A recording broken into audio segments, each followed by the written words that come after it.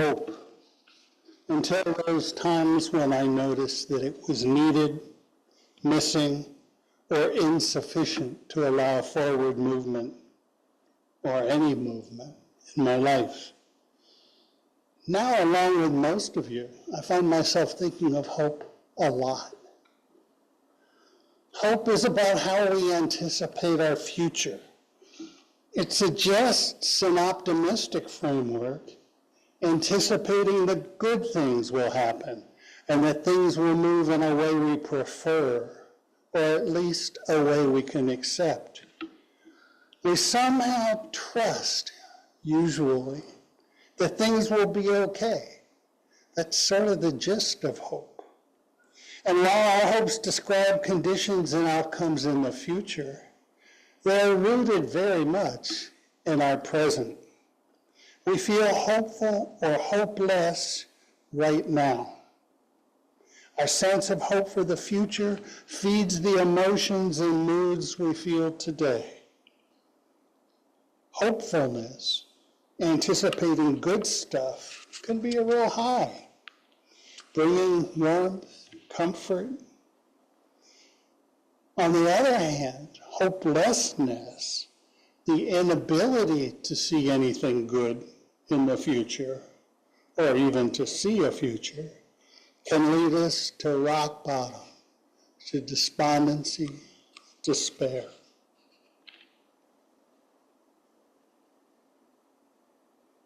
So many futures dwell on our thoughts.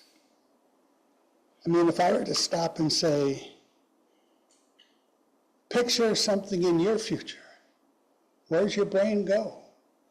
It might go all over the place. It might go to tomorrow, it might go to years from now, it might go to your grandchildren. So many futures dwell in our thoughts at any one time. We might first think of our inner emotional selves and our prospect to find harmony in our hearts and in our skin. Or we might think about our social selves and our relations with family, friends, and loved ones. Or think of our life trajectory with things like goals, careers, accomplishments. Or we can contemplate the larger world and think of whether it will become a just and safe home for us and those that follow us. In practice, we simultaneously think of all of these things and more. We each have many stories, and our narratives are ongoing and constantly forming.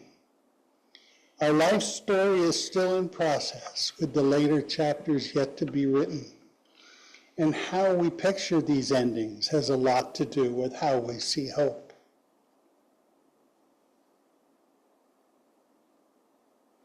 Our lives are complex. How we hold hope depends a lot on where we focus our attention, on which aspects of our lives we might weigh most strongly at the moment. We have heard several speakers recently who in different ways address their own search to find hopefulness in their lives. Christopher did this in seeking a path from addiction. Kurt did this in finding inspiration to help draw him from his darkest places. And in one way or another, dealing with our shared fears and seeking sources of hope has been at the root of most sermons I have brought here this year. All of us face personal difficulties and suffering at times in our lives, and we learn that finding a larger hope, connecting to positive things outside of ourselves, is often the best path to finding some measure of peace and climbing away from despair. Working towards coping is part of life for all of us. But what is different right now is that on top of normal life events, we all share fears from external threats in our world, and particularly from our own government. The threats of authoritarianism and oligarchy loom big over all of us, and draw us all together, too often into a pervasive darkness. Real pain, real worry, in any aspect of life can tip the balance and, like a cancer, drain the life force from all other parts of our life. So losing hopes in one aspect can drag all of your others down and render you more likely to become hopeless, immobile, or frozen. But similarly, holding strong hopes in other facets of your life can be like a life raft and give a buoyancy that lifts all your spirits and dreams. Another word we use a lot is faith. In normal conversation, hope and faith are often used synonymously. When Martin Luther King said, "Faith is taking the first step even when you don't see the staircase," he was describing hope. By holding hope for the future, we empower ourselves to risk steps forward. King gives us a message of hope and hopefulness. It's likely that he saw hope, that he felt hope, in good part because of his faith in the influence of a just and loving God. Faith brings hope. Christianity revolves around faith and the good news brought to humanity through the life and death of Jesus. When most Christians go to church, they celebrate God, they thank God, they pray to God. They hear the message that God cares about them and that they are never alone because God is always with them. All good things come from God and God's love, both here on earth and, more importantly, in eternity. The grace of God is a powerful salve in this life, and the promise of salvation in the next. And eternity in the heavenly kingdom is even stronger yet. This is truly powerful medicine. Oh, how I wish I could stand up here and give you something so clear, so promising, and teach you beliefs that bring such a compelling message of comfort. But I don't teach any set of religious beliefs as dogma. My theology brings no instruction about God, and many of us do not engage the notion of an active or personal God at all. I also do not profess eternity or salvation.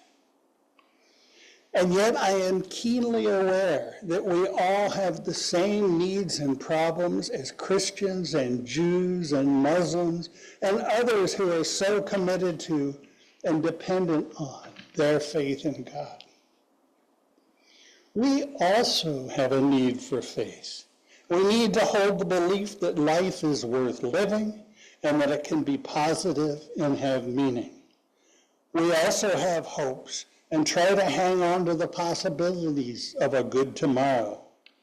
But where do we turn to find a basis for our faith? And where do we find grounds for building hope? Starting with a framework that doesn't expect divine intervention, we are left with ourselves and our own agency. And I got lost.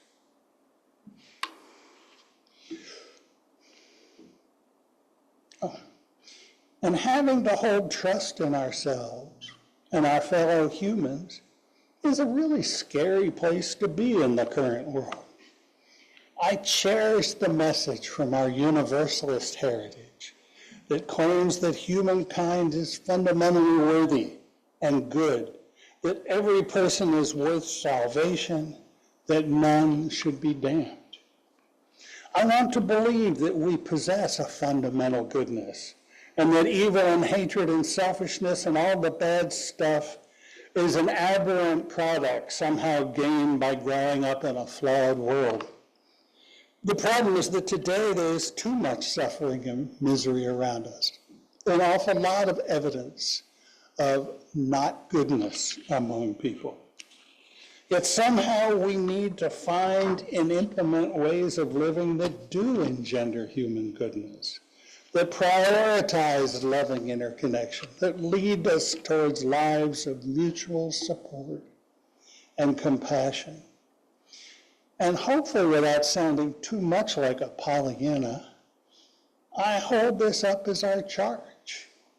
Our task, if we wish to influence our future, is to work hard on shoring up the tendency we humans have towards nurturing goodness and love. We must charge ourselves with working towards human perfectibility. Is this realistic? Not really, but consider some wisdom here from others. Margaret Mead, in a piece that's oft quoted from the back of our hymnal, says, "Never doubt that a small group of thoughtful, committed citizens can change the world. Indeed, it's the only thing that ever has." Or more approachably, David Lamott claims, "It is not naive to think that you can change the world. What is naive is to think that you can possibly be in the world and not change it." When things go smoothly and life provides blessings and rewards, it is easy just to trek along and assume that it will continue to do so. Without other information, the present, not the president, is a likely predictor of the future. So why mess with such a good thing? But when we face challenges, when the wheels fall off, when things start to fall apart, what then? Misery, fear, pain, uncertainty, all are too real in our lives. Where can we turn to find, gain, or regain hope? How do we take a step when we don't see the staircase? Hopelessness is not about losing sight of your hopes. It's about losing sight of the possibility of achieving them. It is having no sense of agency to make things change so that the pain diminishes and you might start toward a better place. Like anything, progress is best accomplished with the assistance and support of others. But often our greatest futility is a sense of being alone. Here in this church community, we strive to provide a hand, support, and kind reassurance toward those of us in need. It is one of the best and most important things we can do for one another, here in the church and in our lives outside of the church. When reality is harsh and punishing, the wisdom we try to share with those who suffer is simple, and it doesn't necessarily sound that profound or that hopeful. It is just trying to keep making baby steps in any direction you can, and to try as many options as possible to see if something starts to help, starts to make you feel better, more connected. When nothing makes sense to you, just try what you can try. What you can rely on is that doing nothing changes nothing. So push all the buttons until you see something that starts to feel better. Try new acquaintances, new doctors, advocacy, activism, anything. When you talk to people who have experienced serious hardship, deep depression, profound grieving, addiction, and other isolations and life trauma, there is almost always a history of feeling hopeless, on the bottom, and then slowly, painfully, gradually moving forward out of the abyss. There is no recipe other than time and developing persistence and perseverance in a way that once seemed impossible. One thing we should all hang on to are the many stories of human resilience. No one can promise it will get better, but we all know somehow that it usually does. One writer talked about the grieving human heart, the closed heart, as something that could either be broken apart or broken open. In the meditation, we considered the blooming of a rose.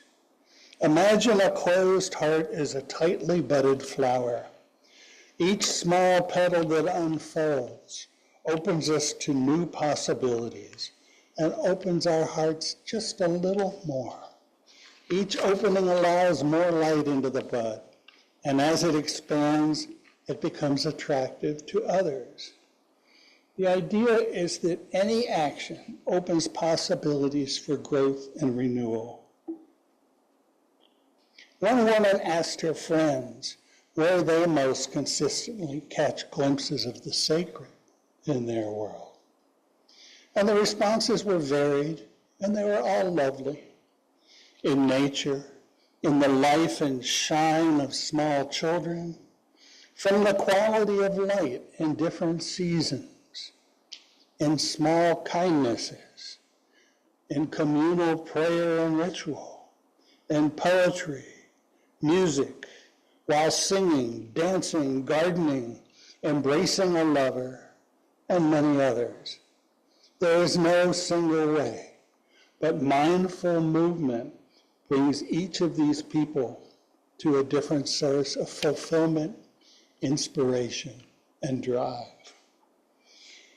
And all of the ideas we hold up to bring hope to individual probably in some way apply to the bigger problem of bringing hope to our society. Once again, it has to involve patience, deliberate steps, and mostly persistence. Inspiration can come from many places: prophetic voices, the arts, sacred texts, examples of courage and resilience, personal awareness. Maya Angelou brings all of these together in the final stanza of her poem, I Rise, by capturing the personal in the generational struggles of the African American people.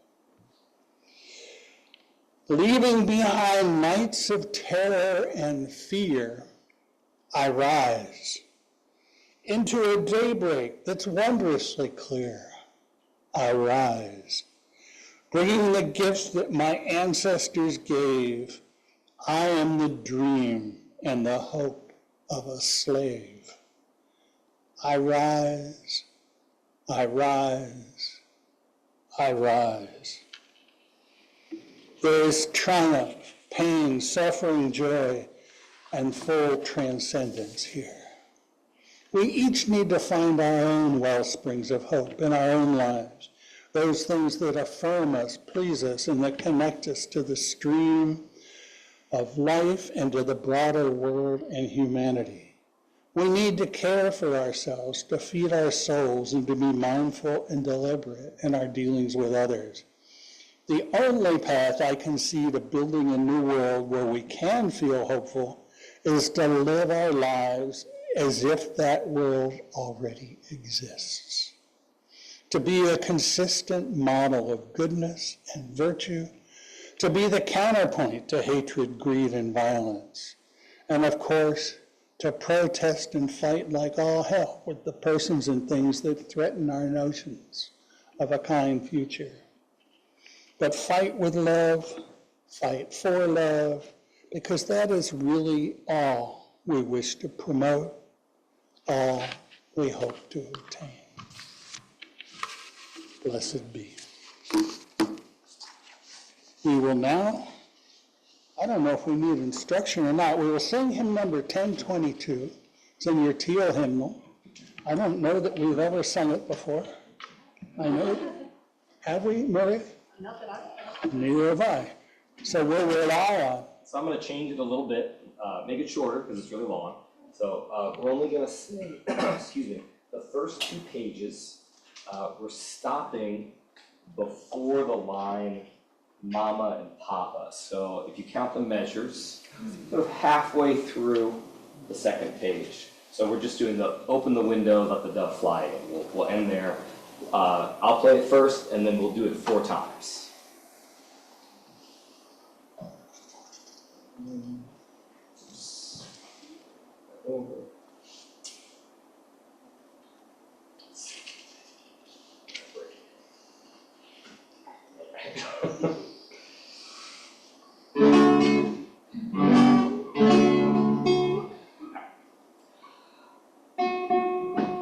Open the window, children. Open the window now. Open the window, children. Open the window, let the dove fly in. Open the window, let the dove fly in. Open the window, children. Open the window now. Open the window, children. Open the window, let the dove fly in. Open the window, let the dove fly in. Open the window, children. Open the window now. Open the window, children. Open the window, let the dove fly in. Open the window, let the dove fly in. Open the window, children. Open the window now. Open the window, children. Open the window, let the dove fly in. Open the window, let the dove fly in.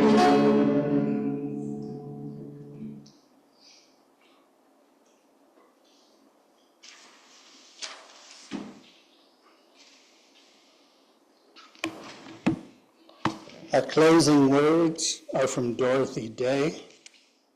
People say, what is the sense of our small effort?